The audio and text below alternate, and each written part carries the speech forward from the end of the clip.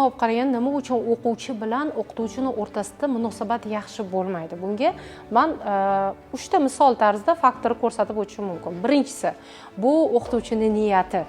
Darsga kelayapti-da, voy hozir mana shu rasvo sinfga darsga kiraman, shu tezroq o'tib ketsa edi shu dars degan niyat bilan kiradi. Bu bumerang. 3 tama bo'ldi, ketdi.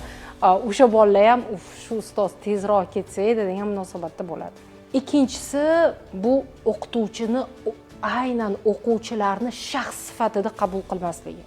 Ya'ni har bir bola bu Alloh tomonidan berilgan ne'matda, ularni har birini o'ziga xos tomoni bor.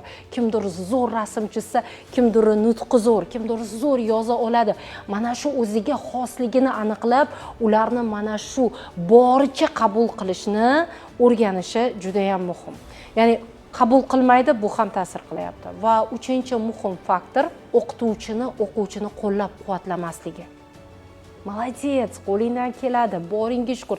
Men ishonaman, ey qoyil, bugun kechaga nisbatan zo'r gapirding. Bugun topshiriqlar a'lo darajada, bugungi yondashuvingni qara, молодец.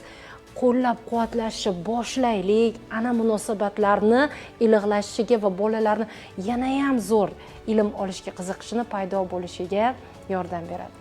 Xo'p, sizda ham hayotingizda shunaqa o'qituvchilar bo'lganmi?